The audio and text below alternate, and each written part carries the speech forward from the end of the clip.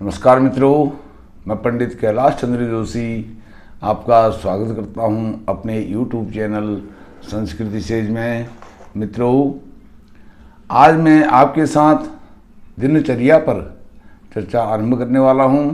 दिनचर्या अर्थात सनातन धर्म में प्रत्येक दिन को किस प्रकार से आरंभ करना चाहिए, अर्थात सवेरे निद्रा, नींद से जागने से सायंकाल फिर सोने तक हमें किस तरह से आचरण व्यवहार करना चाहिए, यह सब बताने के लिए मैं आज आपके सामने हूँ। मित्रों, आप मेरी इस वीडियो को लाइक करें और मेरे चैनल को सब्सक्राइब करें और अपने अन्य मित्रों से भी मेरे चैनल को सब्सक्राइब करवाएं। आइए सनातन में दी हुई दिनचर्या पर चर्चा आरंभ करते हैं।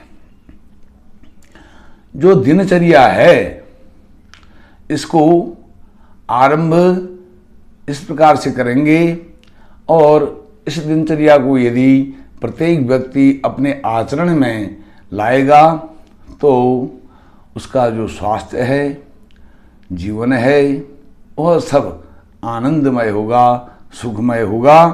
तो स्वस्थ रहने के लिए रोग प्रतिरोधक क्षमता को और मजबूत करने के लिए हम क्या करें, तो बताया गया है सनातन में सर्वप्रथम आचारः परमो धर्मः, अर्थात आचार, सदाचार, व्यवहार यह ही परम धर्म है।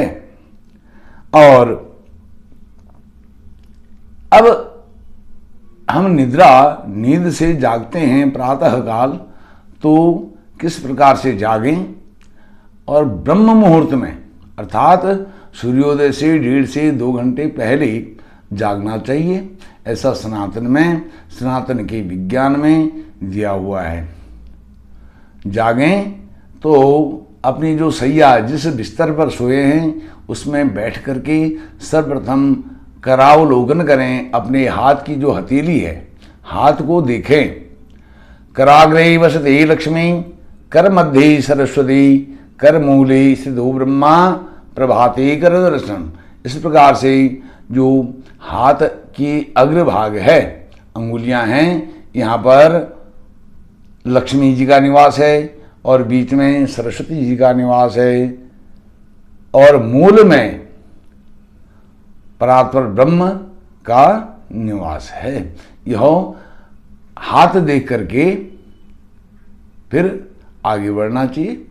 अब हम बिस्तर से जब पृथ्वी पर, धरती माँ पर पैर रखें, सबसे पहले अपना दायां पैर रखें और दायां पैर रख करके इस मंत्र का उच्चारण करना चाहिए। यह मंत्र बोलना चाहिए, समुद्र वसन हे देवी पर्वत स्तन मंडले, विष्णुपत्नी नमस्तुभ्यम पाद स्पर्श समक्ष में। हे धरती माँ, हे वसुधा, हे भारत माँ, मैं आपके ऊपर अपना यह पैर रखने की धृष्टता कर रहा हूँ, मुझे इसके लिए क्षमा करें, मैं समायासना करता हूँ। इस प्रकार से यह करना चाहिए। अब हम आगे बढ़ें। आगे बढ़ करके सर्वप्रथम कुछ नहीं करना है, सबसे पहले उसपान करना है। उसपान अर्थात जल पीना है। जल किस प्रकार का पीना है, हल्का गुनगुना जल 2 से 3 गिलास, बिना कुल्ला किए हुए, बिना कुछ मुंह को साफ किए हुए। जो नींद में हमारा मुख है, मुख में जो लार है, वह लार हमारे मुख में रहनी चाहिए। तो गुनगुना जल 2 से 3 गिलास पीना चाहिए। और वह जल यदि आपने रात्रि से किसी ताम्र पात्र में, लोटे में, तांबे के लोटे में, तांबे के जग में रखा हुआ है तो और अधिक उत्तम है। ऐसे जल को गुनगुना करिए और उसको 2 से 3 गिलास, और अधिक यदि आप समझें तो 4 गिलास तक पी सकते हैं। और उस जल को कैसे पीना है, उसको एक एक घूंट करके आराम आराम से पीना है। सिप सिप करके पीना है और वह एक घूंट जल आपके 3 से 4 सेकंड तक आपके मुंह में रहना चाहिए। उसको धीरे धीरे इस प्रकार से निगलें तो जो मुंह में रात भर से 5-7 घंटे से जो लार बनी हुई है वह लार उस जल के साथ हमारे उदर में जाती है तो हमारा जो उदर का जो तंत्र है, जठराग्नि है और जो पाचन क्रिया है उसको वह मजबूत करता है और हमारा जो पेट है वह साफ रहता है, कब्ज से रहित होता है, उसमें फिर कभी कब्ज नहीं बनती है। इस प्रकार से यह जल पीना चाहिए। इसको उसपान कहते हैं, उसापान भी आप इसको कह सकते हैं।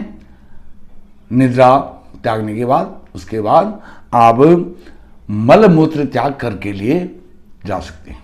मल मूत्र त्याग करें और मल मूत्र त्याग करने में अपने सिर को ढक करके रखें और यदि आपका यज्ञोपवीत संस्कार हो गया है तो जनेऊ को सीधे हाथ से बाहर निकाल करके दाएं कान में 3 बार लपेटें और फिर मल मूत्र त्याग के लिए जाना चाहिए। और मल मूत्र त्याग करने में ऊपर और नीचे के जो दांत हैं उनको कस करके दबा करके रखना चाहिए, भींच करके रखना चाहिए। इससे जो दांत हैं वो बहुत मजबूत होते हैं, सुदृढ़ होते हैं। इस प्रकार से उनकी जो मांसपेशियां हैं दांतों की अंदर जो जड़ें हैं वो बहुत मजबूत होती हैं। कभी इस प्रकार से व्यवहार करने पर दंत पीड़ा नहीं होती है।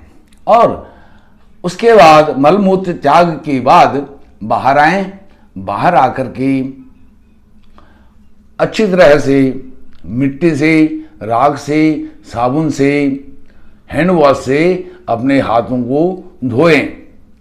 अच्छी प्रकार से धो करके फिर कुल्ला करें 5 बार, 7 बार, 9 बार, 11 बार कुल्ला करके फिर हाथ धो करके अपने कान से जनेऊ को उतार करके सीधे हाथ से ही अंदर अपनी कमीज के अंदर जो भी आपने पहन रखी है वस्त्र, उस वस्त्र के अंदर रखें। इसके बाद आप दंत धावन करें। दंत धावन दांतों में ब्रश करें। ब्रश करना सबसे इसमें महत्वपूर्ण बताया गया है। सबसे अधिक अच्छा जो बताया गया है नीम, बबूल और जो चिड़चिड़ा है, साजी है, इसके दांतों से दांत साफ करनी चाहिए। नीम, बबूल दांतों से और चिड़चिड़ा से दांत साफ करने से, या आप तिमूर से भी करते हैं जिसको वज्रदंती कहते हैं, उससे भी आप अपने दंत धावन कर सकते हैं। यह प्रातःकाल और सायंकाल दोनों समय करें तो अधिक उत्तम है। यह सब करने के बाद फिर आप प्राणायाम करें, योग करें, व्यायाम करें। अब प्राणायाम में मैं आपको बताऊंगा योग, जो योग है, योग हमें नित्य प्रति करना चाहिए। प्रातःकाल और सायंकाल, सुबह और शाम दोनों समय करना चाहिए। योग लगाव के साथ होना चाहिए। मैं योग कर रहा हूं ऐसी तन्मयता के साथ योग होना चाहिए। और जो प्राणायाम है, प्राणायाम करते करते जैसे हम कपालभाति करते हैं, अनुलोम विलोम करते हैं, तो इस कपालभाति और अनुलोम विलोम को करते हुए हमें ध्यानपूर्वक इसको करना चाहिए। ध्यान किसका?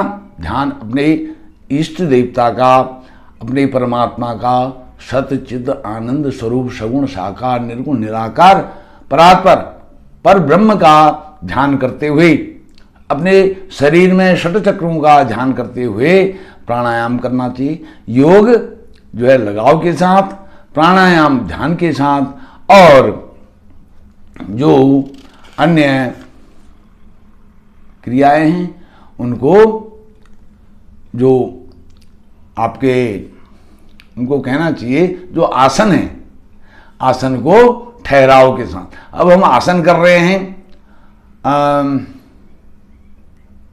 जो एक आसन होता है शुगर डायबिटिक लोगों के लिए, वज्रासन में बैठें और वज्रासन में बैठ करके तब मंडूक आसन करें। एक उदाहरण आपको बता रहा हूं, मंडूक आसन करें और उस मंडूक आसन को करते हुए उसमें ठहराव होना चाहिए, उसमें कुछ रुकना चाहिए। ये नहीं कि हम जल्दी जल्दी कर रहे हैं मंडूक आसन और फिर बैठ जा रहे हैं, जल्दी कर रहे हैं फिर बैठ जा रहे हैं, ऐसा नहीं। तो योग में लगाव, प्राणायाम में आसन, प्राणायाम में आपका ध्यान और आसन में ध्यान होना चाहिए, आसन में ठहराव होना चाहिए। इस प्रकार से हम व्यवहार करें तो यह हमको लाभ देने वाला हो सकता है। यह सब कर करके फिर अभ्यंग करें, तेल मालिश करें सिर की, और सिर की तेल मालिश कर करके फिर स्नान के लिए जाएं। स्नान यदि हम संकल्प पूर्वक स्नान करें, गंगा स्नान फल प्राप्त्यर्थम प्रातः स्नानम करिष्ये, तो हमें गंगा जी, गया जी और तीर्थराज, प्रयाग, जितने भी तीर्थ हैं, उत्तम उत्तम तीर्थ हैं, उन सब तीर्थों का फल हमको घर पर स्नान करने से मिल जाता है। मित्रों, इस प्रकार से मैंने यह आपको सनातन में दी हुई दिनचर्या का प्रथम भाग बताया है। मैं आने वाले समय में इसकी 1 या 2 वीडियो और बनाऊंगा सनातन की दिनचर्या पर, भाग 2 और भाग 3। आपने मुझे श्रवण किया, आपका बहुत बहुत धन्यवाद। नमस्कार।